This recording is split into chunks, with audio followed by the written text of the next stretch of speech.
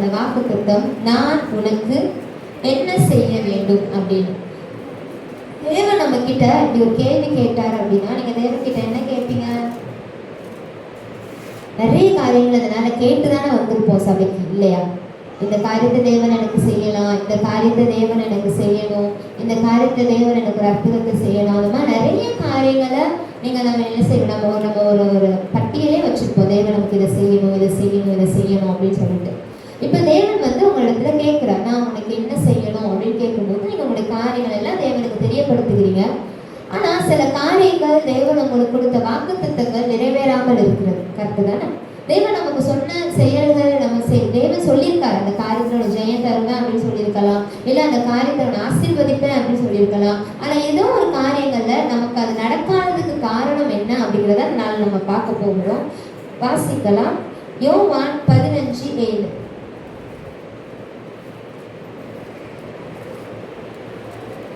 யோவான் 15:14 அதிகாரம் 7ஆம் வசனம். நீங்கள் என்னிலும் என் வார்த்தைகள் உங்களிலும் நிலைத்திருந்தால் நீங்கள் கேட்டுக்கொள்வது எதுவோ அது உங்களுக்கு. அப்போ தேவன் உங்ககிட்ட கேட்கிறார், நான் என்ன செய்யணும் உனக்கு அப்படின்னு கேட்கிறார். நம்மளும் தேவன் கிட்ட இதெல்லாம் நீங்க எனக்கு செய்யணும், இதெல்லாம் நீங்க எனக்கு பண்ணணும் அப்படின்னு நம்ம நிறைய காரியங்கள் தேவன் கிட்ட கேட்டிருக்கோம்.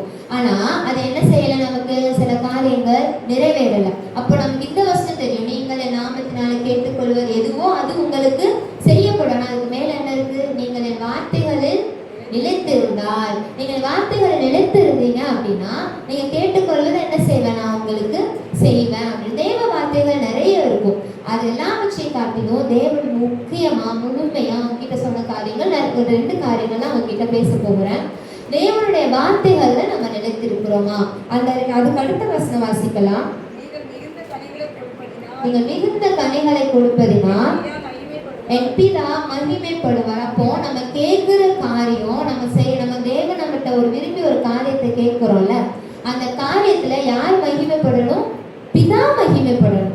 அப்படி பிதா மகிமைப்படும்படியான காரியங்களை நமக்கு என்ன செய்யணும்? கேட்க தெரியணும். நம்முடைய செயல்கள், நம்முடைய எல்லாவற்றிலையும் தேவன் மகிமைப்படக்கூடியதான் அந்த காரியங்கள் இருக்கணும். நீங்கள் மிகுந்த கனிகளை கொடுப்பதினால் பிதா மகிமைப்படுவார் அப்படின்னு சொல்லப்பட்டிருக்கு. இந்த நாளில் நம்ம திருச்சபையில இருக்கிறோம். உங்களுக்கு தெரிந்த வசனம் தான், நல்ல கனி கொடாத மரமெல்லாம் வெட்டுண்டு அக்கினியிலே போடப்படும். அப்போ நம்ம எல்லாம் திருச்சபை அப்படிங்கிறது ஒரு தோட்டம், அந்த தோட்டத்துல இருக்கிற மரங்கள். அப்ப மரங்களா தேவன் என்ன செஞ்சுட்டார், நம்ம ஒவ்வொருவரையும் நாட்டி வச்சுட்டார். இப்ப அங்கதான் இருக்கிறோம். கனி கொடுக்கிறது அப்படிங்கிறது நம்ம கிட்ட உள்ள ஒரு காரியம். அது தேவன் என்ன செய்வாரு, எதிர்பார்த்து கொண்டே இருக்கிறாங்க. ஒவ்வொரு தடவையும் நம்ம கனி கொடுப்போம் அப்படின்னு பாக்குறாங்க. ஒரு நாள் வருது, தேவன் என்ன செய்வார், நம்ம கிட்ட நேரா வருவாங்க. தேவனுடைய வருகை அதுதானே. அப்ப நல்ல கனி கொடாத மரங்கள் எல்லாம் எங்கதான் இருக்கும்? இங்கதான் இருக்கும். தேவனிடத்துக்கு போகுமா அப்படின்னு கேட்டா போக முடியாது. அதனாலதான் பிதா மகிமைப்படும்படி நம்ம என்ன செய்யணும், நம்ம கனி கொடுக்கணும் அப்படின்னு சொல்லப்பட்டிருக்கு. அப்படி நம்ம கனி கொடுக்க ஆரம்பிக்கும் போது நம்ம கேட்டுக்கொள்கிறது எல்லாம் வச்சு என்ன செய்வார், தேவன் நமக்கு தருவார். அப்போ இந்த நாளில் நம்ம எதை பார்க்க போறோம் அப்படின்னா, நம்மளே சுத்திகரிக்க போகிறோம். எப்பவுமே நம்ம ஆசீர்வாதங்களை தேவன் நமக்கு தர உண்மை உள்ளவர். தேவன் நமக்காக எல்லாம் வச்சு என்ன செய்திருக்கிறான்னா ஏற்கனவே ஆயத்தம் பண்ணி தான் வைத்திருக்கிறார். அவர் நமக்கு செய்ய போகிறது நம்முடைய கண்கள் காணவும் இல்லை, காதுகள் கேட்கவும் இல்லை அப்படிங்கிற மாதிரி பெரிய மகத்தான காரியங்களை, நான் உனக்கு அதிசயங்களை செய்வேன், அற்புதங்களை செய்வேன், தேவன் எனக்கு எல்லாமே செய்வேன் அப்படின்னு வாக்கு பண்ணியிருக்கிறார். அதை செய்யக்கூடிய தேவன் தான் நம்ம கூடயே இருக்கிறார். ஆனா நம்மளுடைய காரியத்தை இந்த நாளை நம்ம என்ன பண்ண போறோம்னா நிதானிக்க போறோம். நான் தேவனுடைய வருகையில தேவன் கிட்ட போயிருவேனா? ஏன் நம்முடைய காரியங்கள் எல்லாம் நமக்கு நடக்கல? நான் கேட்டுக்கொள்வது எதுவோ அதெல்லாம் தேவன் செய்வேன்னு சொன்னார்ல. அப்போ நான் எந்த காரியத்தை நான் விட்டுட்டேன், எந்த காரியத்தை நம்ம செய்யணும் அப்படின்னு இந்த நாள்ல திருச்சபையாகிய நாம் என்ன செய்ய போறோம், நம்மள ஆராய்ந்து பார்க்க போறோம். இந்த வசனம் 1 சாமுவேல் 15:11 வாசிக்கலாம். 1 சாமுவேல் 15:11.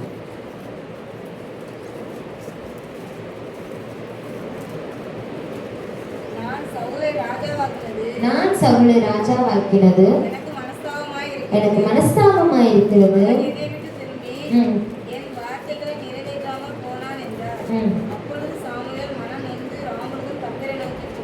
அப்பொழுது சாமுவேல் மனம் நொந்து ராம் முழுவதும் கர்த்தரை நோக்கி கூப்பிட்டான். இப்ப அந்த சாமுவேலோட இடத்துலதான் நான் நிற்கிறேன் அப்படின்னு சொல்லலாம். ஏன்னா திருச்சபையோட காரியங்கள் உங்களுக்கு தெரிகிறது இல்லை.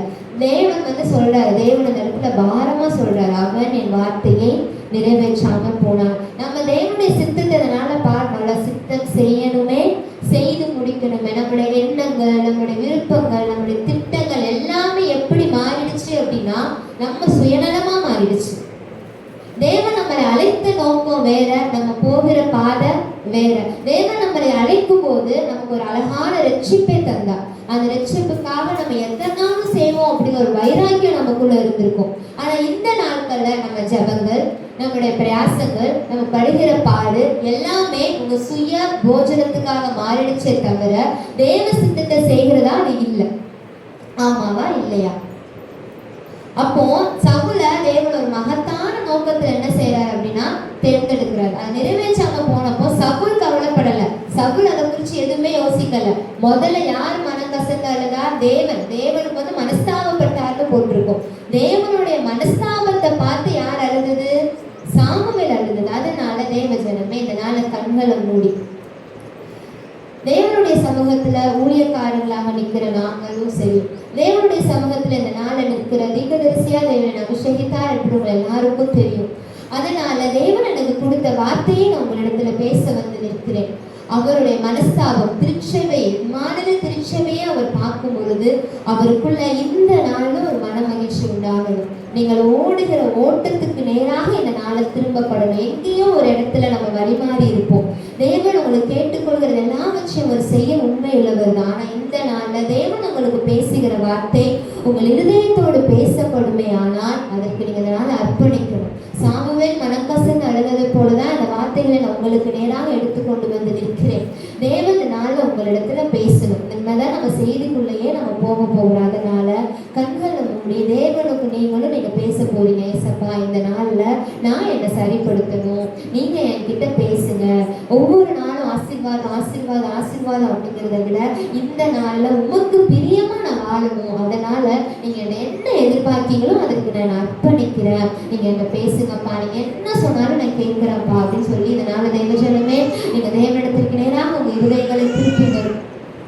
ஆவியானவரே, பரிசுத்த பிதாவே, உங்களுடைய கருத்துல தருகிறோம். இந்த நாளில் நீ கொண்டு வந்த வார்த்தையை உங்களுடைய திருச்சபைக்கு நேராக கொடுக்கும்படி அப்பா என்னை பயன்படுத்துவீராக. திருச்சபையோடு நீ பேசுவீராக.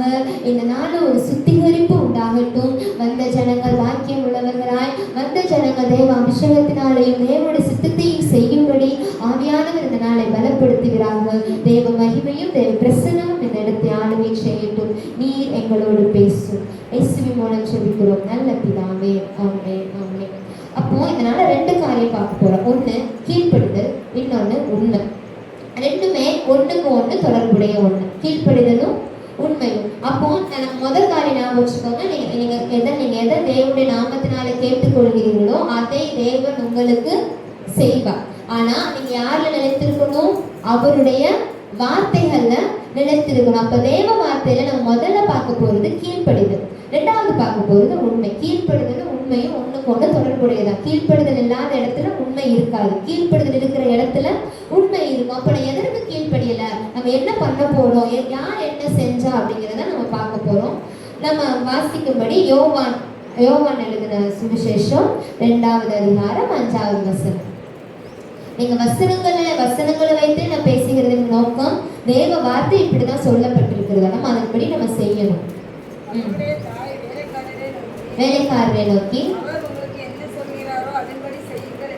அவர் உங்களுக்கு என்ன சொல்லுகிறாரோ அதன்படி செய்யுங்கள். யோவான் 2:5. அப்போ தேவன் உங்களுக்கு என்ன சொல்லுகிறாரோ அதன்படி செய்யுங்கள். தேவன் உங்களுக்கு நிறைய காரியத்தை சொல்லியிருப்பார், இதை செய்யணும் அப்படின்னு. நம்ம இன்னைக்கு என்ன பார்க்கிறோம்னா, அவர் நமக்கு இதை செய்வேன் சொன்ன வாக்குத்தத்தங்களை தாண்டி நம்ம தேவனை பார்த்து நம்மளை பார்த்து சொல்லியிருப்பார், நீ இதை செய்யணும், நீ இந்த ஊழியத்தை செய்யணும், நீ இந்த ஜெபத்தை நடத்தணும், நீ இந்த ஜெபத்துல எனக்கு காலையில 4 மணிக்கு எழுப்பி ஜெபிக்கணும், இல்லை 1 மணி நேரம் ஜெபிக்கணும், இல்லை எனக்கு 3 நாள் உபவாசம் போடணும். ஏதோ ஒரு காரியம் உங்களுக்கு இந்த காரியத்துல நீ ஜெபிக்கணும், ஏதோ ஒரு காரியத்தை தேவன் உங்களுக்கு சொல்லியிருப்பார். அவர் சொல்லாபடி செய்ய நம்ம என்ன செய்யணும்? கற்றுக்கொள்ளணும். அவர் அப்ப இப்ப ஒரு சம்பவம் பார்க்க போறோம், சரியா? 1 சாமுவேலுக்கு நேரா போகலாம். அதான் நம்ம எல்லாமே பார்க்க போறோம். 1 சாமுவேல், சவுலோட காரியம். சவுல வந்து அவங்க எல்லாருக்குமே தெரியும். சவுல் யாரு? இஸ்ரவேலோட முதல் ராஜா. இப்போ சவுலை வந்து தேர்ந்தெடுக்கிறாங்க. சவுலை வந்து இருக்கிறதுலே அற்பமானவன், எளிமையானவன். அவனை என்ன செய்யறாரு அப்படின்னா தேவன் தேர்ந்தெடுக்கிறான். 1 சாமுவேல் 15 எடுத்து வைத்துக் கொள்ளுங்க. அப்போ தேவன் வந்து சாமுவேலை வச்சு சவுலை அபிஷேகம் பண்ணி இஸ்ரவேலோட முதல் ராஜா அப்படிங்கிற ஸ்தானத்துல சவுல் இருக்கார். மொத்த வேலை தேவன் அவனுக்கு கொடுத்தது அமலேக்கியரோட யுத்தம் பண்ணு அப்படின்னு சொல்லுவார். 15:3 வாசிக்கலாமா? அமலேக்கை மடங்கடித்து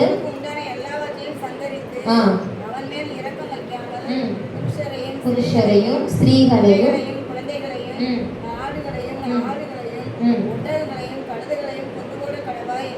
ஒரு கட்டளை தான் கொடுக்குறாரு, மொத்த கட்டளை. சவுல் வந்து நம்ம எப்படி தியானிக்கணும்னா, சவுல் எப்படி இருந்தார் அப்படின்னா ரொம்ப கஷ்டப்பட்ட இடத்துல இருந்தார். மனாசே குடும்பத்துல ரொம்ப எளிமையான இடத்துல இருந்தது தான் சவுல். அவனுக்கு இப்ப என்ன மேன்மை? ராஜாங்கிற மேன்மை. அப்ப அந்த ராஜாங்கிற மேன்மையில அவன் நிற்கும் போது தேவன் அவனுக்கு மொத்த வேலை கொடுக்குறாரு. அமலேக்கனை மடங்கடிக்கணும், எல்லாத்தையும் என்ன செஞ்சிடணும்? கொன்றணும் அப்படின்னு சொல்லுவார். இந்த ஒண்ணுதான் அவர் சொன்னபடி செய்யணும். அவன் என்ன செய்வான்? வாசிக்கலாமா? 15:9.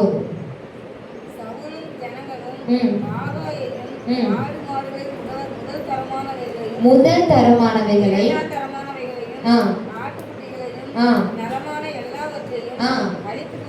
மனது இல்லாமல்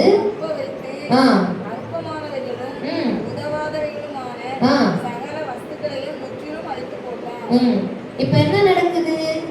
என்ன பண்ணாரு சவுல்? சவுலுக்கு என்ன சொன்னாங்க? ஏசப்பா எல்லாத்தையும் அழிச்சு போட சொன்னாங்க. இவங்க என்ன பண்றாங்க?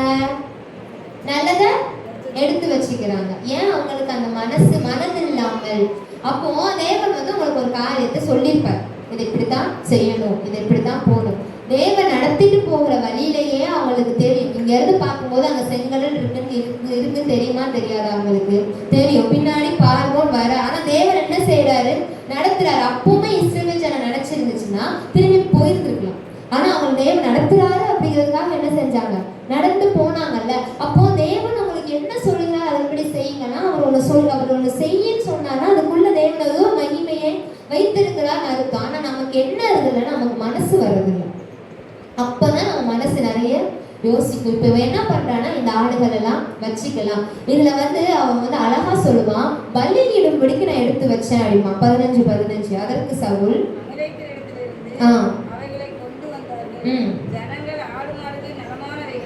உம்முடைய தேவனாகி கர்த்தருக்கு. இப்ப எதுக்கு அவன் தப்ப வச்சானா? தேவன் சவுல்கிட்ட பலி செலுத்து கேட்டாரா? தேவன் சவுல பலியிடுன்னு சொன்னாரா? இல்ல தேவன் இதெல்லாம் அவர் செஞ்ச, அவர் வந்து தேவன் சொல்லி செஞ்ச காரியமா? ஆனா அவன் என்ன சொன்னா? நான் பலியிட்டுக்கிறேன். நம்மளோட எண்ணங்களும் சில நேரங்கள்ல அப்படித்தான் இருக்கு. எப்படி இருக்கு தெரியுமா? நான் தேவன்கிட்ட போய் ஜெபிச்சுக்கிறேன், நான் ஜெபிச்சதை வாங்கிக்கிறேன். தேவன் வந்து சில காரியத்தை வந்து இது வேணாம் அப்படின்னு சொல்றாரு. நம்ம என்ன தெரியுமா நினைப்போம்? நான் ஜெபிச்சு நான் உபவாசம் போட்டு அந்த காரியத்தை நான் பெற்றுக்கொள்ளுகிறேன். தேவன் செய்வார், செய்யாமலாம் இருக்க மாட்டார். ஆனா தேவ சித்தமா இருக்காரு. இப்ப இந்த பலியில தேவன் பிரியமா இருந்தாரா?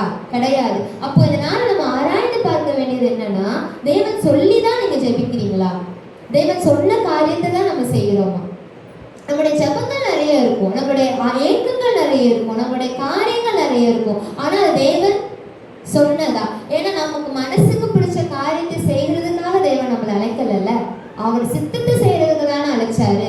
அப்ப இந்த சவுல் என்ன சொல்றாரு அப்படின்னா, நான் வந்து உம்முடைய தேவனாக, அப்போ சொல்ல என் தேவனுக்கு பலியிடும்படி வைக்கல, உங்க தேவனுக்கு பலியிடும்படி நான் பிரிச்சு எடுத்து வைத்திருக்கிறேன் அப்படின்னு சொல்றான். அப்போ ஒரு என்ன சொல்லுவாங்கன்னா, நம்ம தமிழ்ல மறுப்பு இருக்கு அப்படிம்பாங்கல்ல. பண்ண தப்ப ஒத்துக்கிற மனசு வராது, நமக்கு வர்றது இல்லை. ஏன்னா தேவன் அதை செய்ய அப்படின்னு சொல்லிட்டாரு. ஆனா நம்ம என்ன செய்யல? அப்ப தேவன் வந்து ஒரு கேட்கிறாரு. அப்பமாதிரி சவுல் கேட்கிறார், சாமுவேல் கேட்கிறார். அந்த சத்தம் எல்லாம் என்ன அப்படின்னு கேட்கும்போது, ஐயோ தெரியாம பண்ணிட்டான் அப்படின்னு சொல்லல. அவரு நான் பலியிடும்படிதான் எடுத்து வச்சிருக்கிறேன் அப்படின்னு சொல்றாரு. அப்போ தேவ ஜனமே, இந்த நாள்ல நீங்க உங்களை சோதித்து பார்க்க வேண்டியது, தேவன் சொல்லுகிறபடிதான் நம்ம நடக்கிறோமா?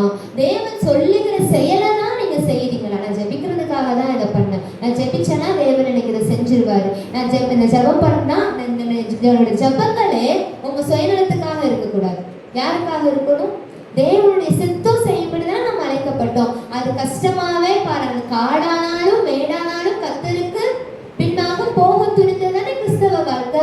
அப்போ என் சுயநலம், என்னுடைய காரியங்கள் அப்படின்னு எதுவுமே இல்லாம தேவன் சொல்லப்படி என்ன செய்யணும்? நம்ம கேட்கணும். அப்போ 22, 23 வாசிக்கலாம். அதற்கு சாமுவே இல்ல அதேதான் 15, 22, 23.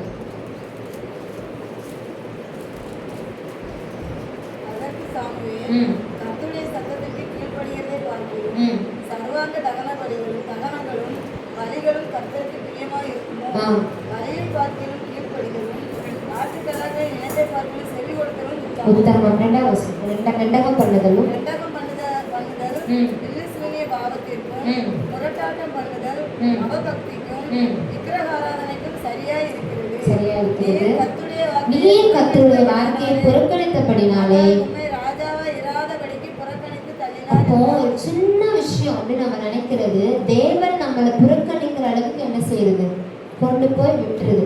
நம்ம சங்கீதம் வாசிக்கும் போது போன சங்கீதத்துல வாசித்தோம், அவர்களுடைய மன இஷ்டத்திற்கு தேவன், மன விருப்பத்திற்கு தேவன் அவர்களை விட்டு விட்டார் அப்படின்னு போடப்பட்டிருக்கு. அப்போ நம்முடைய ஜெபங்கள் எப்படி இருக்கணும்னா, எல்லாவற்றிலையும் அப்பா நம்ம சித்தத்தை செய்யணும், அப்பா நம்ம சித்தத்தை செய்யணும், என் விருப்பங்கிறத தாண்டி நம்ம சித்தத்தை செய்யணும். ஏன்னா இதுல நீங்க என்ன செய்யணும்?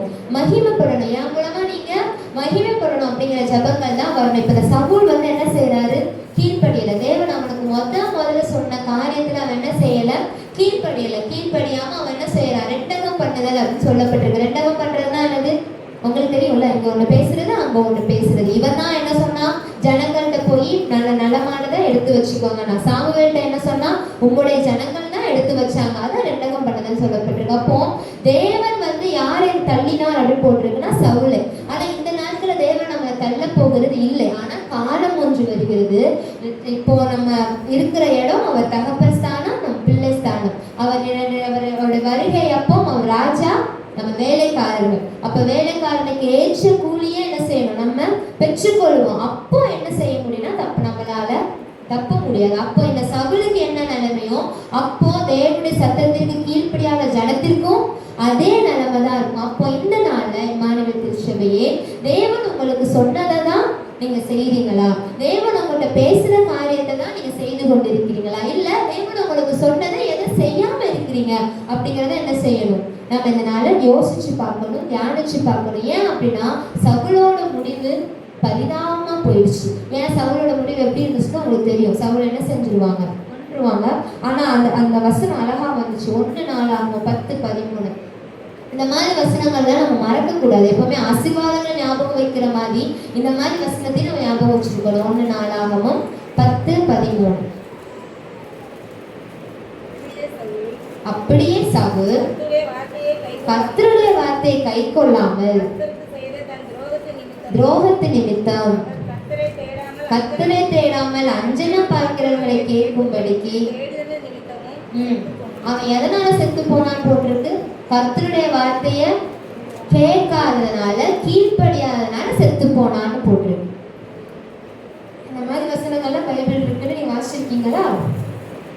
கர்த்தருடைய வார்த்தையை கீழ்ப்படியாததினால் சவுல் செத்து போனான் அப்படின்னு சொல்லப்பட்டிருக்குது. நம்மளுடைய வார்த்தைகள், நமக்கு தெரிந்த வார்த்தைகளே கேட்கறத விட இந்த நாள்ல தேவன் உங்களோட பேசட்டும் என்று நான் விரும்புகிறேன். உங்களுடைய தேவன் உங்களுக்கு சொன்னபடியே நீங்க செய்கிறீங்களா? தேவன் உங்களுக்கு என்ன பாதையில வைத்திருக்கிறாரோ அந்த பாதையில தான் மன ரம்மியமாக நீங்க ஓடுகிறீங்களா? இல்ல சவுல போல தேவனுடைய சித்தத்துக்கு நீங்க விலகி நிற்கிறீங்க அப்படின்னா நம்மளுடைய முடிவு பரிதாபம் ஆயிடும். அதனாலதான் தேவன் சொல்றாரு, இந்த நாள்ல என் ஜனமே எனக்கு செவி கொடு. நான் உனக்கு எல்லாவற்றையும் செய்ய நான் உண்மை உள்ளவரா இருக்கேன். உனக்காக நான் எல்லாவற்றையும் செய்யவும் நான் ஆயத்தமா இருக்கிறேன். ஆனா ஒரு சில காரியங்களை தேவன் செய் அப்படின்னு சொல்லும் போது நம்ம செஞ்சிடணும். அது எப்படி நடக்கும்? அது அப்படிலாம் நடக்குமா அப்படின்னு நம்ம தேவன்கிட்ட கேட்கக்கூடாது. இல்லை நான் இதை வேணா இப்படி செஞ்சுட்டு நான் இப்படி செஞ்சுக்கிறேன் அப்படின்னு நம்ம தேவன் கிட்ட சொல்ல முடியாது. ஏன்னா தேவன் நம்மகிட்ட எதிர்பார்க்கிற மிகப்பெரிய காரியமே கீழ்ப்படிதல் தான். இப்போ சவுலுக்கு இப்படி ஆயிடுச்சு. அப்போ கீழ்ப்படிஞ்சதுனால ஒரு மேன்மை கண்டிப்பா இருந்திருக்கும்ல. அப்போ கீழ்ப்படிஞ்சது யாரு அப்படின்னு பார்த்தோம் அப்படின்னா ஆபிரகாம். ஆபிரகாம்ல ஆதியாகமம் போய் வாங்கிட்டோம். ஆதியாகமம் 22:2.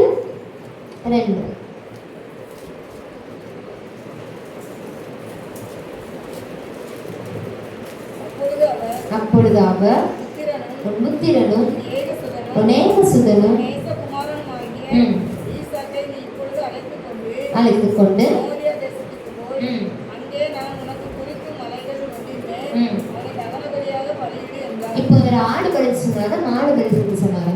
மகனை பலி செலுத்த சொன்னார். ஆனா அங்க தேவன் என்ன சொன்னாரு? ஆடு மாடை அழிச்சு போடுனாரு. அந்த ஆடு மாடையும் அழிச்சு போட மனதில்லாமல் இருக்கிற இருதயம் தான் நம்ம சபையில இருக்குது. ஆனா ஆபிரகாம் எப்படி இருந்தாரு?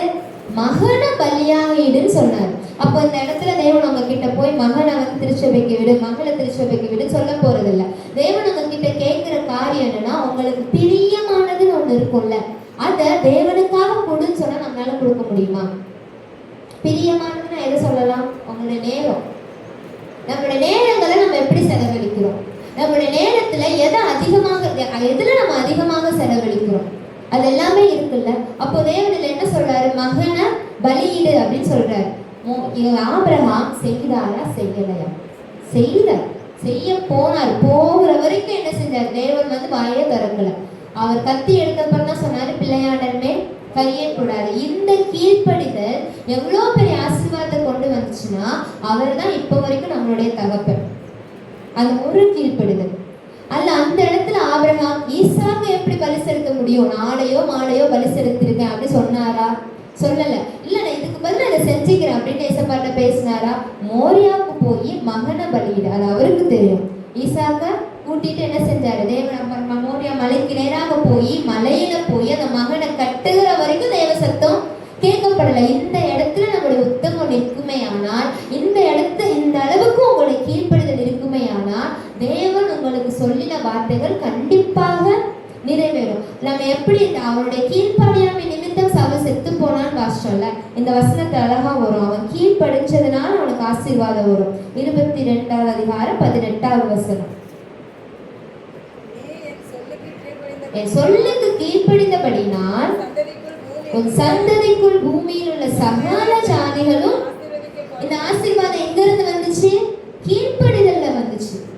அப்போ நம்ம ஆசீர்வாதங்கள் தெரியும். நம்ம சந்ததி ஆசீர்வதிக்கப்படும், உன் வம்சம் ஆசீர்வதிக்கப்படும், எல்லா ஆசீர்வாதமான வசனங்களும் உங்களுக்கு தெரியும். அந்த ஆசீர்வாதத்துக்கு மேல என்ன இருக்குது? கீழ்ப்படிதல். அப்போ அந்த 2 வசனத்தையும் நம்ம வாழ்க்கையில மறக்கக்கூடாது. 1 நாளாகமம் 10:13 மறக்கக்கூடாது. ஆதியாகமம் 22:18 மறக்கக்கூடாது. கீழ்ப்படியாமையினாலதான் சவுல் செத்து போனான். அவன் கீழ்ப்படிஞ்சிருந்தாருன்னா அவனுக்கு அந்த மரணம் நேரிட்டு இருக்காது. ஏன்னா எத்தனையோ யுத்தங்கள்ல இஸ்ரவேல் ஜனங்களையே பாதுகாத்த தேவனுக்கு சவுலை பாதுகாக்க தெரியாதா? ஏன் அந்த யுத்தத்துல தேவன் வந்து சவுலை கைவிடணும்? ஏன் கைவிட்டாருன்னா கீழ்ப்படியாம. அப்போ இந்த ஆபிரகாம் ஆசீர்வதிக்கப்பட்டதுக்கு காரணம் என்னது? கீழ்ப்படிதல். அவனுடைய அந்த உள்ளான இருதயம். தேவன் கேட்டாரு, ஈசாக்க கொடுத்ததே யாருதான்? அவர் தான். அப்போ உங்களுக்கு கொடுத்த ஆசீர்வாதங்களை கொடுத்தது யாருதான்? அவர் தான். அப்ப அந்த ஆசீர்வாதங்களும் உங்களுக்கு கொடுத்த குடும்பங்களும் உங்களுக்கு அவர் செய்யற எல்லா காரியத்திலையும் யார் மகிமைப்படணும்? அவர் மகிமைப்படணும். இப்ப நீங்க ஒரு வேலைக்கு போறீங்கன்னு வச்சுப்போம். அந்த வேலை வந்து ஒரு 40,000 50,000 அந்த மாதிரி நம்ம யாருக்கும் வேலைக்கு போல பட் போகிறோம்னு வச்சுப்போம். தேவன் வந்து திடீர்னு சொல்றாரு வேலையை விடு அப்படிங்கிறாரு. விட நமக்கு வருமா? இந்த சத்தம் தேவ சத்தமா இருக்காது. அப்படிதான் நம்ம சொல்லுவோம் இல்ல. ஐயோ அப்புறம் என் பிள்ளைங்களை யாரு பாப்பா, என் பிள்ளைங்களை அதை யாரு பாப்பா, அதை என்ன சொல்லுவோம்? சரி இப்படி வச்சுப்போம். உன் மகளை வந்து என்ன செஞ்சிரு, ஊழியத்துக்கு விட்டுரு அப்படின்னு தேவன் சொல்றாரு. அதை செஞ்சிருவோமா? அவளுக்கு ஒரு நல்ல நேரம் வரட்டும், அவள் வரும்போது அவளா வந்துப்பா. இது இப்படிதான் நம்ம தேவன் கிட்ட பேசுறதுதான் கீழ்ப்படியாததுக்கு அர்த்தம். தேவன் உங்களுக்கு நிறைய தரிசனங்கள் கொடுத்துருக்கலாம். தேவன் உங்களுக்கு நிறைய காரியங்களை இதை செய் அப்படின்னு சொல்லியிருக்கலாம். அதை நீங்க செய்யறீங்களா? அப்படி நீங்க செஞ்சீங்க அப்படின்னா இந்த வசனம் ஆதியாகமம் 26 வரிசையா உங்களுக்கு வசனங்கள் ஆசீர்வாதத்தை தேவன் எவ்வளவு அழகா தருவார் அப்படின்னு போட்டிருக்கு. ஆதியாகமம் 26 4-5 வாசிக்கலாம். ஒரு கீழ்ப்படுதல் எவ்வளவு பெரிய நேர்மை அவனுக்கு கொடுத்துச்சு அப்படின்னு. என் சொல்லுக்கு கீழ்ப்படிந்து என் விதிகளையும் என் கற்பனைகளையும் என் நியமங்களையும் என் பிரமாணங்களையும் கை கொண்டபடினால் பெருக பண்ணி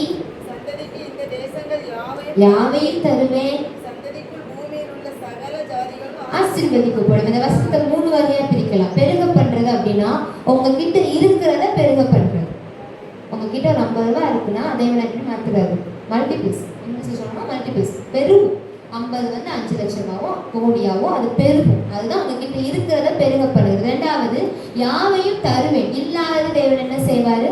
தருவார். மூணாவது ஆசீர்வாதம். இந்த மூணுமே அந்த வசனத்துக்குள்ளதான் இருக்கும். பெருக பண்ணுவார், உங்களுக்காக எல்லாவற்றையும் தருவார், உங்களை ஆசீர்வதிக்கவும் செய்வார். ஆசீர்வாதம் அப்படிங்கிறது அவன் கை வைக்கிற காரியங்கள் எல்லாம் வாய்க்கும். இதனால தான் ஈசாக்கு பஞ்சகாலத்திலே ஆசீர்வதிக்கப்பட்டான். இது ஈசாக்கு தேவன் கொடுத்த வாக்கு தத்துவம். ஆபிரகாமோட கீழ்ப்படிதல் அவன் சந்ததிக்கு ஆசீர்வாதத்தை கொண்டு வந்துச்சு.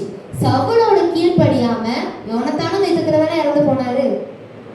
அப்போ நம்மளுடைய சந்ததிக்கும் ஆசீர்வாதங்கள் பெருகணும், நீங்க பண்ணுகிற காரியங்கள் உங்கள் தலைமுறைகளுக்கும் கடந்து செல்லணும் அப்படின்னா தேவன் உங்களுக்கு சொல்லுகிறத நம்ம செய்யணும். அப்போ இந்த நாள் இந்த வசனத்துல 3 காரியம். உங்க சந்ததிய வானத்து நட்சத்திரத்தை போல பெருக பண்ணுவேன். அப்போ உங்ககிட்ட இருக்கிறது கொஞ்சமா இருந்தாலும் தேவனுக்கு கீழ்ப்படிச்சு நீங்க செய்யும் போது தேவன் அதை பெருக பண்ணுவான். உங்களுக்காக யாவையும் தருவேன் அதில் போட்டிருக்குல்ல. அப்போ உங்களுக்கு இல்லாத எந்த காரியத்தை நீங்க வேண்டுகிறீங்களோ அந்த காரியத்தை தேவன் உங்களுக்கு தருவார். மூணாவது ஆசீர்வதிக்கப்படும். நீங்க செய்கிற எல்லா காரியத்தையும் தேவன் என்ன செய்வார்? ஆசீர்வதிப்பார். இந்த 3 இருக்கும்போது நீங்க உங்கள்கிட்ட இருக்கிறது பெருக போகுது, உங்கள்கிட்ட இல்லாதது வரப்போகுது. நீங்க செய்கிற காரியங்கள் ஆசீர்வதிக்கப்படும் போகுது உலகத்திலே உங்களை விட ஆசீர்வதிக்கப்பட்டவங்க வேற யாரா இருக்க முடியும்?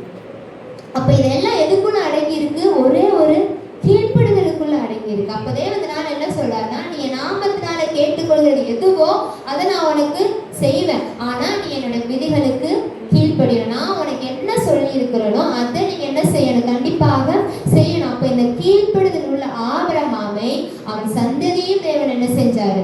ஆசீர்வதிச்சார். அப்போ தேவன் உங்களோடு கூட இருந்து தேவன் உங்களுக்கு என்ன சொல்லுகிறாரோ அதன்படி செய்ய முழுமையாக உங்களை அர்ப்பணிக்கும் போது தேவன் உங்களை என்ன செய்வார்? வானத்து நட்சத்திரங்களை போல உங்களை பெருக பண்ணுவார், உங்க சந்ததிகளை பெருக பண்ணுவார், உங்களுடைய காரியங்கள் எல்லாம் வச்சு என்ன தேவன் சேவன் ஆசீர்வதிப்பா. சவுலோட காரியங்கள்ல நம்ம இருக்கிறோம் இல்ல, நான் தேவனுக்கு ஒருவேளை கீழ்ப்படியல, இந்த காரியத்துல நான் இப்படி பண்ணிட்டேன் அப்படின்னு நீங்க நினைச்சீங்கன்னா இந்த நாட்கள் மனம் திரும்புகிறதுக்கான நாட்கள் தானே. சவுல் மனம் திரும்பல, சவுல் தப்பு பண்ண அப்படிங்கறது கடைசி வரைக்கும் அவர் என்ன செய்யல? ஒத்துக்கொள்ளல. நம்ம தேவனிடத்துல மனம் திரும்பி, ஆண்டவரே இந்த காரியத்துல நான் கீழ்ப்படியல, ஆனா நான் கீழ்ப்படிய நான் ஒப்பு கொடுக்குறேன் அப்படின்னு நம்ம சொல்லும் போது தேவன் உங்களை என்ன செய்வார்? ஏற்றுக்கொள்ளுவார். ஏற்றுக்கொண்டு தேவன் உங்களுக்கு தேவன் அதற்கப்புறம் தேவன் உங்களுக்கு என்ன சொன்னாரோ அதை நம்ம செய்ய போகிறோம். கீழ்ப்படிதல் நம்ம பார்த்துட்டோம்னா இப்ப நம்ம உண்மை பார்க்க போறோம். உண்மை கீழ்ப்படிதல்ல தான் உண்மையும் இருக்குது. மத்திய 24:45 24:45 கீழ்ப்படிதல்ல நம்ம இவ்வளவு நேரம் பார்த்தோம். கீழ்ப்படியாத சவுல், கீழ்ப்படிந்த ஆபிரகாமை பார்த்தோம். ஏற்ற வேளையிலே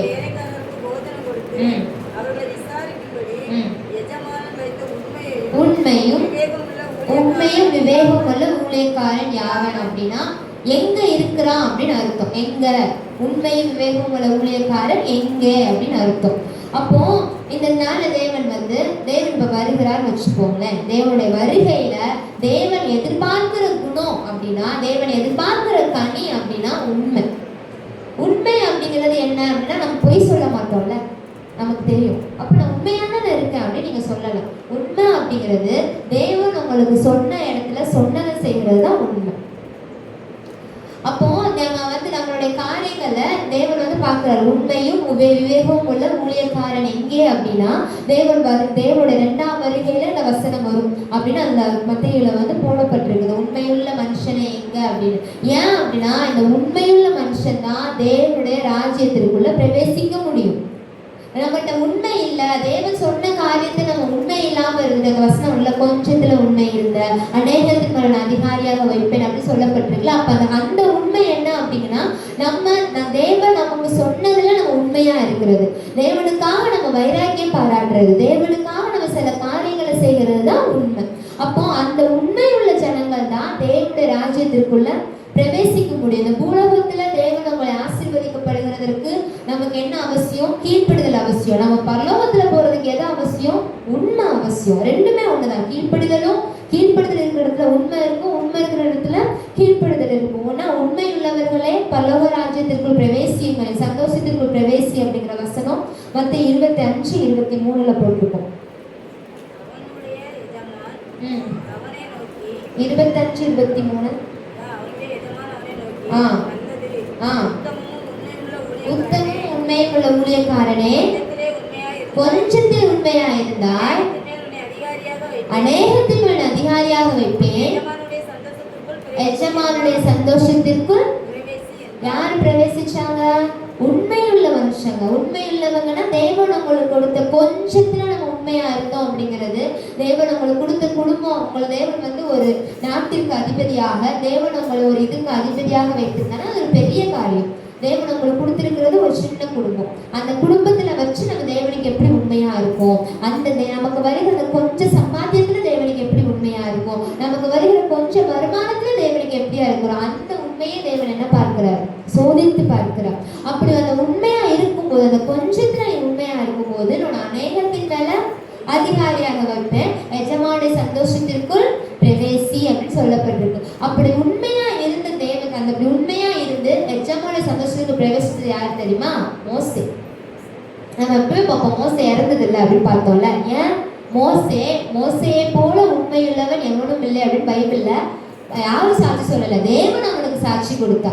அதனாலதான் எஜமான சந்தோஷத்திற்குள்ள நேரடியாக பிரவேசிச்சது யாரு? மோசே. இதெல்லாம் நமக்கு வந்து பைபிள்ல மறைக்கப்பட்ட சத்தியங்கள். தேவன் வந்து மோசையை பார்த்து சொல்றாரு, இந்த வசனத்துல என்ன போட்டிருக்கு? உண்மையுள்ளவன் தேவனுடைய பரலோக ராஜ்யத்திற்குள்ள பிரவேசித்தாங்கன்னு போட்டிருக்குது. என்னாகமம் 12:7 என்ன போட்டிருக்கோம் அப்படின்னா, மோசையை போல உண்மையுள்ளவன் என் வீட்டில் வேறு எங்கும் இல்லை அப்படின்னு சொல்லி இயேசு தேவனாகிய கிறிஸ்து வந்து மோசையை பார்த்து சொல்லுவாரு. 12:7 என் தாசனாகிய மோசேயோ அப்படிப்பட்டவன் அல்ல, என் வீட்டில் எங்கும் உண்மை உள்ளவன். அப்போ அந்த உண்மையால இருந்ததுனாலதான், அந்த உண்மை நிறைஞ்சதுனாலதான் மோசே என்ன பண்ணாருன்னா தேவன் சொன்ன எல்லாத்துக்கும் கீழ்ப்படிச்சார். மோசேக்கு கீழ்ப்படுத்தது இருக்குதா இல்லையா? கையை நீட்டுனா கையை நீட்டினார், கோலை நீட்டுனா கோலை நீட்டினார், கோலை போடுனா கோலை போட்டார். அந்த ஒரு கோலு தான். ஆனா தேவன் நீட்ட சொன்ன இடங்களும் இருக்குது, தேவன் அடிக்க சொன்ன இடங்களும் இருக்குது, தேவன் கரங்களை நீட்ட சொன்ன இடங்களும் இருக்குது. அப்படித்தானே? ஆனா தேவன் சொன்னதை அவன் செஞ்சதுக்கு காரணம் என்ன? தேவனிடத்தில் இருந்த அவனுடைய உண்மை, அவனுக்குள்ள இருந்த அந்த கீழ்ப்படுதல் தான் மோசே என்ன செஞ்சுச்சு அப்படின்னா ஒரு உயர்ந்த ஸ்தானத்திற்கு கொண்டு போனது. எப்படி கீழ்ப்படுதல் உள்ள இருதயம் ஆசீர்வதிக்கப்படுமோ அதே மாதிரி உங்களோட உண்மை இருக்குன்னு வச்சுக்கோங்களேன். ஏதோ ஒரு காரியங்கள் உங்களுக்கு அதிகமா துரத்தி வரும்போது, இல்லை ஏதோ பிரச்சனைகள் வரும்போது, தேவனுக்காக நீங்க உண்மையா நிற்கும் பொழுது தேவன் உங்க பட்சமா நிற்பார். அந்த உண்மையுள்ள மனுஷனுக்கு விரோதமா யாராலையுமே நிற்க முடியாது. 8வது வசனத்தை வாசிக்கலாம். 12:8 மறைபொருளாக அல்ல முகமுகமாகவும் பிரதிட்சயமாகவும் பேசுகிறேன், அவன் கர்த்தரின் சாயலை காண்கிறான். இப்படி இருக்க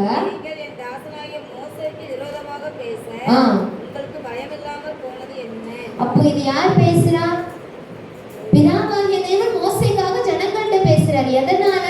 மோசே கிட்ட இருந்த உண்மையும் கீழ்ப்படுதல். அப்ப தேவ ஜனமே, நீங்க அவருக்கு உண்மையாக, நீங்க அவருக்கு செவி கொடுத்து, நீங்க அவருக்கு உண்மையாக உத்தமமாக கீழ்ப்படுவீர்களே ஆனால் உங்களுக்காக வழக்காடுகிறது நீங்களா இருக்க மாட்டீங்க. யாரா இருப்பாங்க? தேவனா இருப்பாங்க. அதனால தான் மோசே தேவன் தலைவனாக வைத்திருந்தா மோசே போகிற வழிகள் எல்லாவற்றையும் தேவன் என்ன செய்தார்? வாய்க்கு பண்ணினார். ஒரு செங்கடல் அவனுக்கு தடையா இல்லை, ஒரு எரிவும் அவனுக்கு தடையா இல்லை, ஒரு யுத்தம் அவனுக்கு தடையா இல்லை. எதுவுமே அந்த இஸ்ரவேல் ஜனங்களுக்கு தடையாக இல்லாததின் காரணம் அவருடைய தலைவனா தேவன் யாரை வைத்திருந்தா? மோசேயை வைத்திருந்தார். அந்த மோசே உண்மை உள்ளவர். அப்போ நமக்கு விருதமா எழுப்புகிற காரியத்திற்கு தேவன் யுத்தம் செய்யணும், தேவன் நமக்காக வழக்காடணும் அப்படின்னு நீங்க நினைச்சீங்கன்னா நம்ம கிட்ட என்ன இருக்கணும்? உண்மை இருக்கணும். தேவன் நம்மள விரும்புகிற காரியமே உண்மையும் கீழ்ப்படுதலும் தான். மோசேட்ட உண்மையும் இருந்தது, கீழ்ப்படுதலும் இருந்தது. ஆபிரகாம்கிட்ட உண்மையும் இருந்தது, கீழ்ப்படுதலும் இருந்தது. அதனால தான் அவங்க விரும்பின எல்லாவற்றையும் பெற்றுக்கொண்டாங்க. ஆனா எதையும் அவங்க சுயமா செஞ்சாங்களா? நமக்குன்னு எனக்குன்னு பண்ற. மோசே அப்படி சொன்னாரா? என் பேரை கிறுக்கி போடும், என் ஜனங்களோட பேரும் ஜீவ புஸ்தகத்துல இருக்கட்டும் அப்படிதான் ஜெபித்தாரு. அப்போ நம்ம எப்பவுமே அந்த உண்மையுள்ள மனுஷன் வந்து தேவனுடைய மகிமையை தேடுகிறான் அப்படிங்கிற வசனம் உண்டு. அப்போ நம்ம உண்மை நம்மகிட்ட அந்த உண்மை இருக்கும்போது தேவனுக்காக ஏதாவது நம்ம செய்யணும், தேவனுக்காக நம்ம நிற்கணும். நீ கொஞ்சத்துல உண்மையா இருக்கிற ஏசப்பா, இந்த காரியத்துல நமக்காக நிற்கிற அப்படிங்கிற அந்த பிரயாசத்தை கூட என்ன செய்வார் தேவன் நம்ம அறிந்து நம்மளை கனப்படுத்துவா. நம்மளால முடியுதோ முடியலையோ, ஆனா தேவனுக்காக இந்த இடத்துல நான் நிற்கிறேன், தேவனுக்காக இந்த இடத்துல நான் இந்த காரியத்தை செயல்படுகிறேன் அப்படின்னு நீங்க அந்த பிரயாசப்படுகிறீங்க பாத்தீங்களா? அந்த பிரயாசத்தை கூட என்ன செஞ்சிருக்கா தேவன் அறிந்திருக்கிறார். அப்ப இது உண்மையுள்ள மோசையை பார்த்துட்டோம்ல. அப்ப உண்மையில்லாத ஒரு மனுஷன் நம்ம பார்க்கணும்ல. அப்போஸ்தலர் 5வது அதிகாரம் 3வது வசனம். அப்போஸ்தலர் 5:3 அனனியாவே நிலத்தின் கிரயத்தில் ஒரு பங்கை வஞ்சித்து வைத்து பரிசுத்த ஆவியினிடத்தில் பொய் சொல்லும்படி சாத்தான் உன் இருதயத்தை நிரப்பினது என்ன? சாத்தான் உன் இருதயத்தை நிரப்பினது என்ன? அப்போ பொய் சொல்றது அப்படிங்கிறது ஏதோ ஒரு காரியத்துல நம்ம வந்து நம்ம பொய் சொல்ல மாட்டோம்ல, அப்படிதான் நினைக்கிறேன். திருச்சபை ஜனங்கள் பொய் சொல்ல மாட்டீர்கள் என்று நம்புகிறேன். அந்த பொய் அப்படிங்கிறது என்ன அப்படின்னா, தேவனுக்கு நம்ம உண்மை இல்லாமல் இருக்கிறப்போ ஆட்டோமேட்டிக்கா நம்ம இருதயத்தை யார் நிரப்புறாங்க? சாத்தான் நிரப்புறாங்க. நம்மளெல்லாம் சாத்தான் தொட முடியுமா அப்படின்னு நினைச்சீங்கன்னா அவங்கள தொட முடியாது. நம்ம இடம் கொடுத்தா முடியும். பிசாசுக்கு இடம் கொடாதிருங்கள் அப்படின்னு சொல்லப்பட்டிருக்கு. உங்களோட சிந்தனைகள்ல நீங்க ஒரு காரியத்திற்காக ஜெபித்து கொண்டிருக்கிறீங்க. அப்போ அந்த காரியத்துல தேவன் வந்து எந்த பதிலும் செய்யல. அப்போ நம்மளோட இருதயத்துல ஒரு யோசனை வருது. அந்த யோசனைக்கு நீங்க செவி கொடுத்தீங்கன்னா ஒண்ணு அது சாத்தானா இருக்கணும், இல்லைன்னா அது பரிசுத்த ஆவியா இருக்கணும். கரெக்டா? பரிசுத்த ஆவியானவர் உங்களுக்கு அதை செய்யல. அப்போ நீங்க இடம் கொடுத்தது யாருக்கு? நம்ம கிட்ட சாத்தான் வர முடியுமா? முடியும். இந்த இடம் நான் சொன்னல, நம் மரங்கள் அப்படிங்கிறது நம்ம திருச்சபையில நாட்டப்பட்ட மரங்கள். அந்த மரங்கள்ல கனி கொடுக்கிறது உங்க கையில தான் இருக்கு. அதனாலதான் சொன்னா நல்ல கனி கொடாத மரங்கள் எல்லாம் வெட்டப்பட்டு அக்கினியில போடப்படும். அந்த வெட்டப்படுகிற நாள் வரைக்கும் தேவன் காத்திருப்பார். ஒரு தடவை ஓகே இந்த கனி வரல, ஓகே இந்த கனி கெட்டு போயிடுச்சு, பரவாயில்ல விட்டு வைப்பார். நம்ம திருச்சபையில தான் இருப்போம், திருச்சபைக்குள்ளதான் இருப்போம். ஆனா நம்ம கனி தான் நம்ம தேவனோட இருக்கிறோமா இல்லையா அப்படிங்கிறத காட்டும். திருச்சபைக்குள்ள இருக்கிறவங்கள நம்ம வஞ்சிக்கப்படாம இருக்கணும், நம்ம தேவ சித்தத்தை செய்யணும் அப்படின்னா உங்க இருதயம் தேவனுடைய சத்தத்தினால் நிறையப்பட்டிருக்கணும். அதனாலதான் அவர் சொல்லுகிறபடி செய்யுங்கள், அவர் சொல்லுகிறபடி செய்யுங்கன்னு வார்த்தை வருது. அப்ப தேவ சத்தத்தை நம்ம கேட்கணும். தேவன் சத்தத்தை கேட்டு அதன்படி செய்ய நம்மளை ஒப்பு கொடுக்கும் போது நம்ம இருதயத்தை யாராலும் தொட முடியாது, பிசாசாலும் தொட முடியாது. இல்லைன்னா உன் இருதயத்தை சாத்தான் நிரப்பினது என்ன அப்படிங்கிற மாதிரி நம்ம இருதயம் இருக்கும். ஏன்னா நம்ம மனதின் யோசனைக்கு செவி கொடுக்கும் போது யாரோட யோசனையா தான் இருக்கும்? அவருடைய யோசனையா தான் இருக்குது. ஏன் இவ்வளவு கஷ்டப்பட்டு செய்வானே, அவர்கிட்ட கேட்டா தானே நான் சொல்ல போறேன், ஜெபிச்சுக்கலாம் அப்படிதான் சொல்லுவான். ஜெபிக்க கூடாதுன்னா சாத்தான் சொல்ல மாட்டான், ஜெபிச்சுக்கலாம் தான் சொல்லுவான். ஏன்னா தேவ திட்டத்துக்கு நீங்க வழி மாறி போகுறீங்க, அதுதான் அவனுக்கு வேணும். அது ஜெபிச்சு வாங்குங்க, ஜெபிக்காம வாங்குங்க, அது அவனுக்கு தேவையில்லை. அவன் தேவனுடைய திட்டத்துக்கு நீங்க வழி மாறி போன. அனனியா சப்பீரால் காணிக்கையை கொடுத்தாங்க, கொடுக்காமலாம் இல்லை, கொடுக்கதான் செஞ்சாங்க. ஆனா வஞ்சித்து வைத்து கொடுத்தாங்க. அப்போ தேவ ஜனமே நம்ம கிறிஸ்தவர்களா இருக்கிறோம் அப்படிங்கிறது அந்நாதினமும் நம்மளை பரிசோதிக்கணும். அந்நாதினமும் நம்மளுடைய வாழ்க்கையை நிதானிச்சு பார்க்கணும். நம்ம இரவு படுக்கைக்கு செல்லுக்கு முன்னால இன்னைக்கு இரவு இயேசு கிறிஸ்து வருவாரே ஆனால் தேவனுக்கு ஏற்ற கனிகளை நீங்க கொடுத்தீங்களா? தேவன் விரும்புகிறபடிதான் நீங்க செஞ்சீங்களா?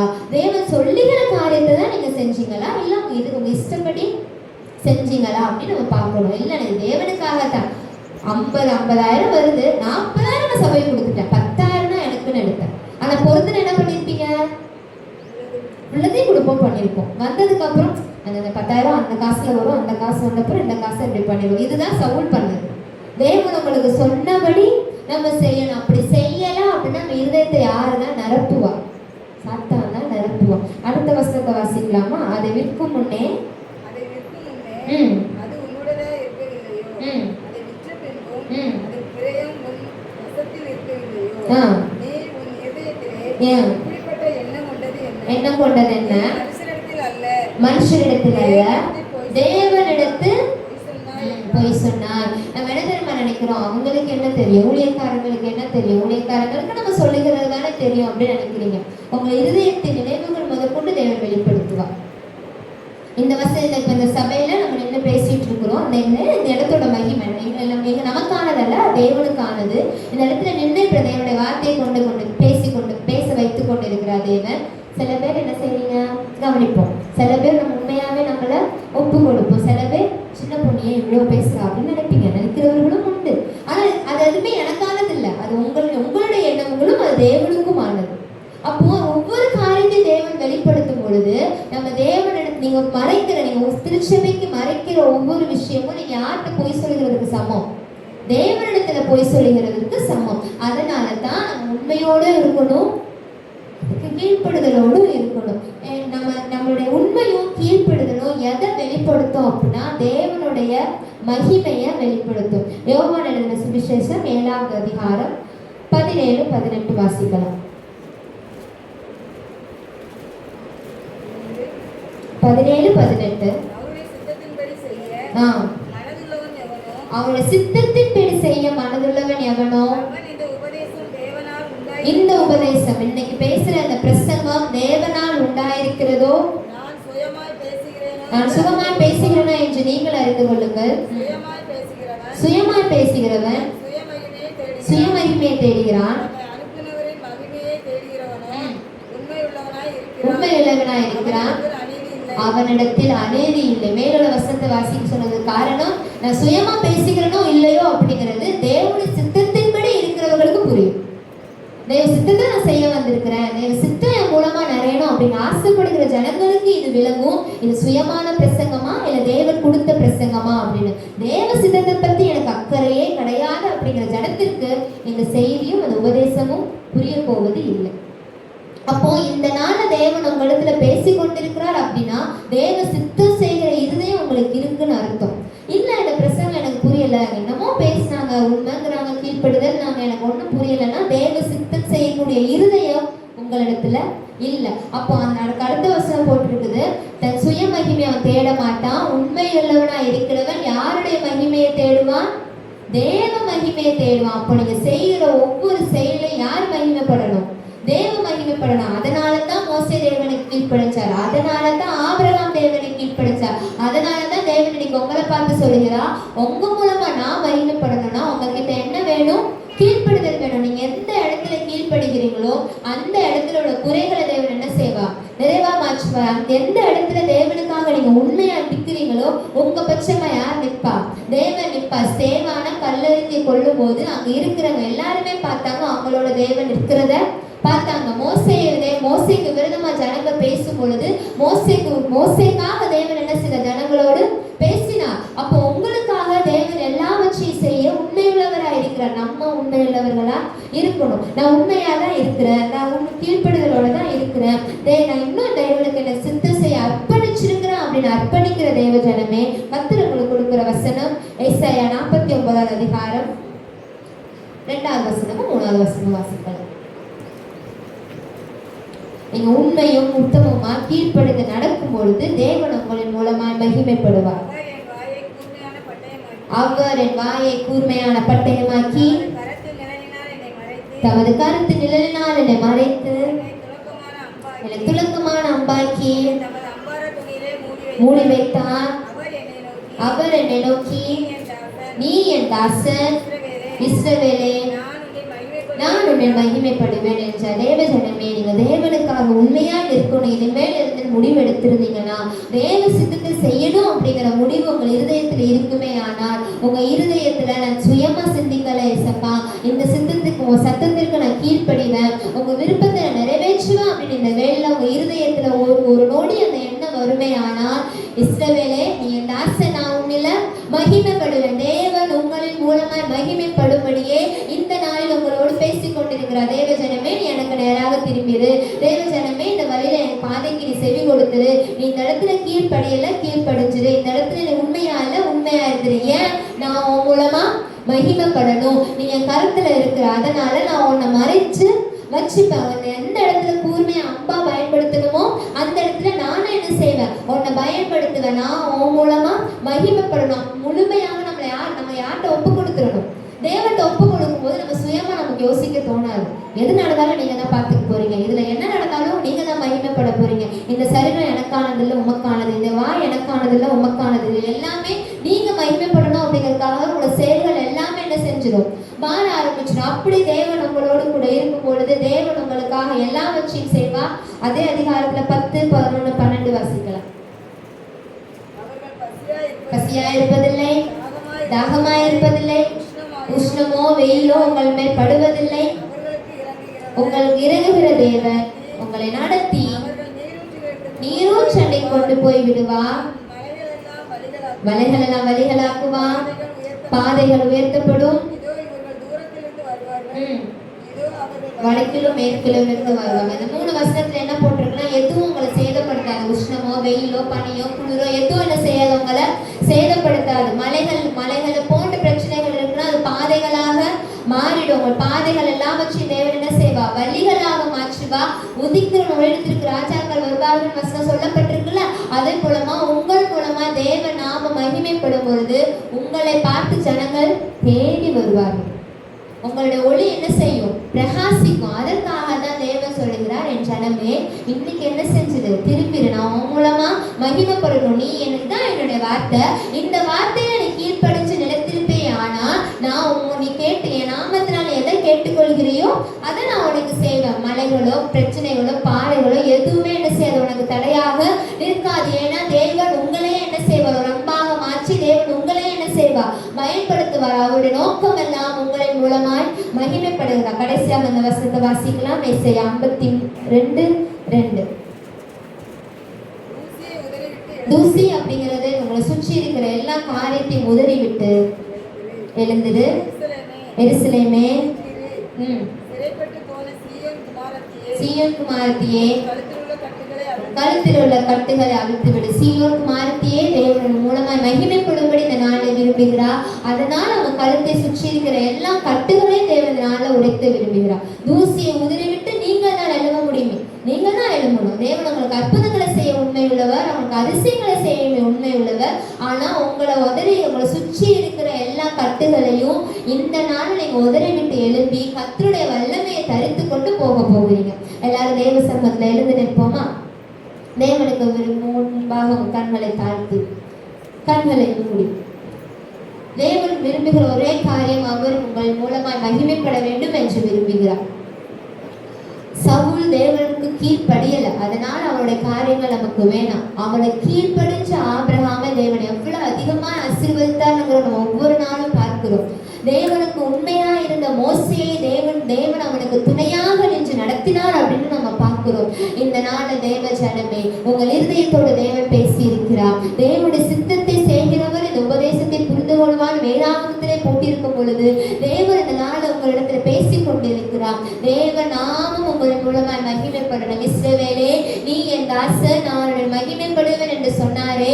இந்த நாள் ஒரு சுத்திகரிப்பின் திருச்சபையில உண்டாகட்டும். இந்த நாள் ஒரு சுத்திகரிப்பு. தேவன் விரும்புகிற கனியை குடிக்கிறவர்களாய், தேவன் விரும்புகிற பாதையில செல்கிறவர்களாய், என் சுய விருப்பப்படி அல்ல ஏசப்பா, என் சுயப்படி நான் செய்ய மாட்டேன்.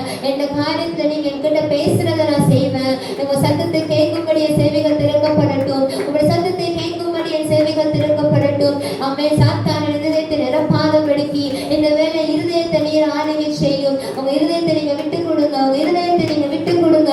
தேவனத்திற்கு நேராக உங்கள் இருதயங்கள் திருப்பப்படட்டும். தேவன் உங்களோடு பேசட்டுமே. அவர் சித்தத்தை நீங்கள் செய்து தேவன் உங்களை பார்த்து உண்மை முத்தம் உங்களை ஊழியக்காரனே என் சந்தோஷத்திற்கு பிரவேசி என்று சொல்லுகிற நாள் வரைக்கும் நீங்கள் உண்மையாக ஓட வேண்டுமே. அவருடைய நாமத்தை நீங்க சித்தத்தை நிறைவேற்றணுமே. அவருடைய சித்தத்தை நீங்க நிறைவேற்றணுமே. தேவனுடைய பிரசன்னம் உங்களை ஆளுகை செய்யட்டும். தேவனுடைய பிரசன்னம் உங்களை ஆளுகை செய்யட்டும். நீங்க மேல ஒப்பு கொடுங்க, தேவனுக்கு ஒப்பு கொடுங்க. அவர்களை உண்மையா கீழ்ப்படிச்சிருக்கிறீங்களா? தேவன் உங்களுக்கு எந்தெந்த காரியத்தை ஞாபகப்படுத்துகிறாரோ, எந்தெந்த காரியத்தோடு தேவன் உங்களோடு பேசுகிறாரோ அந்தந்த காரியத்திற்கு உங்களை அர்ப்பணிங்க. அந்தந்த காரியத்திற்கு உங்களை அர்ப்பணிங்க. கடினமாக தோன்றலாம், அவருடைய கிருபை உங்களை பலப்படுத்தும். அவருடைய கிருபை உங்களை பலப்படுத்தும். தேவன் உங்களுக்கு ஆசீர்வாதங்களை தர வல்லவர். நீங்கள் அவருடைய நாமத்தினால எதை கேட்டாலும் நீங்கள் பெற்றுக்கொள்ள தேவன் உங்களுக்கு கிருபை செய்வா. அந்த தேவனை நீங்க தக்க வைத்துக் கொள்ளணுமே. அந்த தேவன் உங்களோடு பேசணுமே. அப்பா, என் மூலமா மகிமைப்படுங்க, என் குடும்பத்தின் மூலமா மகிமைப்படுங்க, என் பிள்ளைகளின் மூலமா நீங்க மகிமைப்படணுமே. இந்த நாள் உங்களுடைய மகிமை ஆவியானவர் எங்களை ஆளுகை செய்யும். எங்களை ஆளுகை செய்யும். பரிசுத்த ஆவியானவரை எங்களை ஆளுகை செய்யும். நன்றி இயேசுவே, நன்றி இயேசுவே, நன்றி இயேசுவே, நன்றி இயேசுவே. அசட்டை பண்ணாதே, ஆவித்து விடாதே, ஆவியானவர் உனக்குள்ளே. அசட்டை பண்ணாதே, ஆவித்து விடாதே, ஆவியானவர் உனக்குள்ளே. ஆனல் மூட்டு எரிய விடு, கர்த்தர் மகிமை உன்மேல்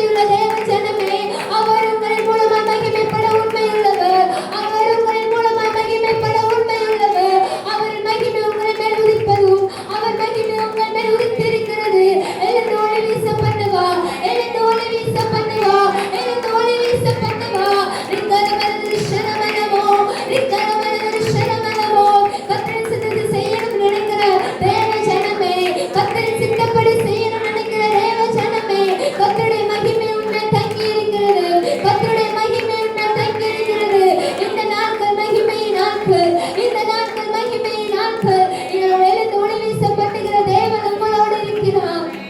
ரிஷரமலமலமோ, ரிக்கரமலமோ, ரிஷரமலமலமோ, ரிக்கரமலமோ, ரிஷரமலமலமோ. கர்த்தருடைய மகிமை ஆவியானவர் உங்கள் மேல் விசுவாசிக்கிற ஜனங்கள் கரங்களை தட்டி, ஆவியானவரே உங்களுடைய மகிமை எங்கள் மேல் இறங்கட்டும், உங்களுடைய மகிமை எங்கள் மேல் இறங்கட்டும். எங்களை எழுந்து ஒளி வீச பண்ணுங்க, எங்களை எழுந்து ஒளி வீச பண்ணுங்க. தூசியை உதறி விட்டு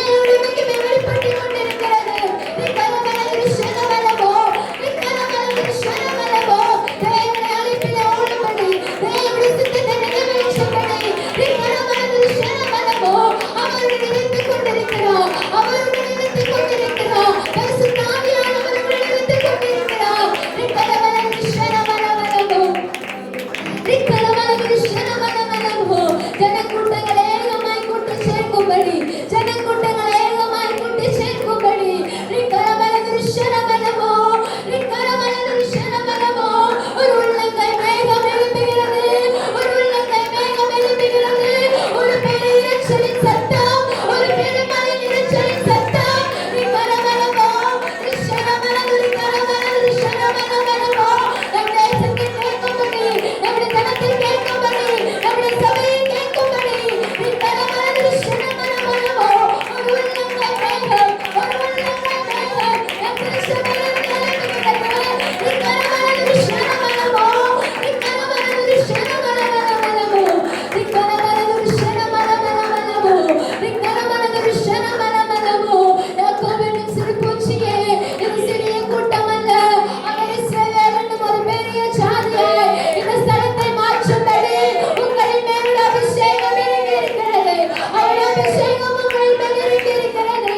ரிக்கரமலதுருஷனமலமோ அவர் இஸ்ரவேல் என்கிற ஒரு ஜாதியை மாற்றும்படி இம்மானுவேல் கூட்டம் என்கிற ஒரு ஜாதியை தேவன் உருவாக்கி கொண்டிருக்கிறார், தேவன் உருவாக்கி கொண்டிருக்கிறார். ரிக்கரமலதுருஷனமலமோ ரிக்கரமலதுருஷனமலமோ. இதோ நாட்கள் வருகிறது, ஒரு பெருமழையின் இரைச்சலை போல ஜனங்கள் ஏக கூட்டமாய் உதிக்கிற ஒளிவிடத்திற்கு நேராக நடந்து வருவார்கள். ரிஷனமலமலமோ ரிக்கரமலதுருஷனமலமோ ரிக்கரமலதுருஷனமலமோ ரிக்கரமலதுருஷனமலமோ. நன்றி இயேசுவே, நன்றி இயேசுவே, நன்றி இயேசுவே, நன்றி இயேசுவே, நன்றி இயேசுவே. அர்ப்பணித்த தெய்வ ஜனமே, உங்கள் மேல் இருக்கிற அபிஷேகம் விலையேற பெற்றது, உங்கள் அழைத்த தேவனுடைய அழைப்பு விலையேற பெற்றது. ரிக்கரமலதுருஷனமலமோ. இதோ காலங்கள் நெருங்கி வருகிறது, தேவனுடைய ராஜ்யம் சமீபித்து வருகிறது. மனம் திரும்பி ஒப்படைத்த தேவ ஜனமே, தேவனின் உன் மூலமாக மகிமைப்படுவார். வருகிற நாட்களில், வருகிற நாட்களில் உங்களின் மூலமாக அற்புதங்கள் நடக்கும், உங்களின் மூலமாக அற்புதங்கள் நடக்கும். பிடினாளிகள் சுஸ்தமாக்கப்படுவார்கள், பேய்களை ஓட்டுகிற ஜனமாய் புகைகளை ஓடுவார்கள், பேய்கள் உங்களை விட்டு ஓடும். ரிக்கரமலதுருஷனமலமோ ரிக்கரமலதுருஷனமலமோ. குஷ்டரோகிகளை சுகமாக்கும்படி, மரித்தவர்களை உயிரோடு எழுப்பும்படி இயேசு கிறிஸ்துவின் நாமத்தினால எல்லாவற்றையும் செய்ய இந்த நாளில் உங்களுக்கு அதிகாரம் வழங்கப்பட்டிருக்கிறது. ரிக்கரமலதுருஷனமலமோ. உன்மேல் இருக்கிற அபிஷேகத்தை குறித்து அசட்டையாயிராதீங்க, அற்பமாய் எண்ணாதீங்க. தேவன் உங்களை கொண்டு மகத்தான காரியங்களை செய்வார். ரிக்கரமலதுருஷனமலமோ. நன்றி இயேசுவே, நன்றி இயேசுவே, நன்றி இயேசுவே, நன்றி அப்பா, நன்றி இயேசப்பா. எங்கள் மேல வைத்த நெருக்கத்திற்காக நன்றி, எங்கள் மேல் வைத்த நேசத்திற்காக நன்றி, எங்கள் மேல் பாராட்டின தயவிற்காக நன்றி. ரிக்கரமலதுருஷனமலமோ. நாங்கள் விசுவாசிக்கிறோம் அப்பா, ஒரு பெருமழை இரைச்சலில் உண்டு பண்ணுகிறீர். எங்கள் மேல் வைக்கப்பட்ட அந்த கையளவு மேகமானது எங்களை கொண்டு ஒரு பெரிய காரியங்களை செய்யும்படி எங்கள் மேல் இறங்கி வந்திருக்கிறபடி நான் நன்றி இயேசுவே, நன்றி இயேசுவே, நன்றி இயேசுவே, நன்றி அப்பா, நன்றி இயேசப்பா. ரிக்கரமலதுருஷனமலமோ. நன்றி, நன்றி, நன்றி அப்பா, நன்றி இயேசப்பா. ரிக்கரமலதுருஷனமலமோ ரிக்கரமலதுருஷனமலமோ. தேவன் சொல்லுகிறார், நான் சின்ன அற்பமானவர் அப்பா, எங்களோட நான் என்ன பேசணும் தெரியாது, உங்க சித்தத்தை செய்யணும்னு நினைக்கிறேன், ஆனா என்னால முடியல நினைக்கிற தேவ ஜனமே, தேவன் சொல்லுகிறார், மந்தனாம் உள்ள மோசையை எடுத்து 6 லட்சம் ஜனங்களை நடத்தும்படி தலைவனாக மாற்றின என்னால உன்னை பயன்படுத்த முடியும், உன்னை பயன்படுத்த முடியும். என் சமூகத்தில் இருந்து, என் சமூகத்தில் வந்து நீ கேட்கும் பொழுது உன் நாவை நான் தொட்டு நீ பேச வேண்டியது நான் உனக்கு போதிப்பேன், நீ பேச வேண்டியது நான் உனக்கு போதிப்பேன். அந்த ஆவியானவர் யாரிடத்தில் என்ன பேச வேண்டும் என்பதை நான் உனக்கு கற்றுக் கொடுப்பேன், நான் உனக்கு கற்றுக் கொடுப்பேன். என் வார்த்தைகளை உன் நாவிலே அருளி, என் வார்த்தைகளை உன்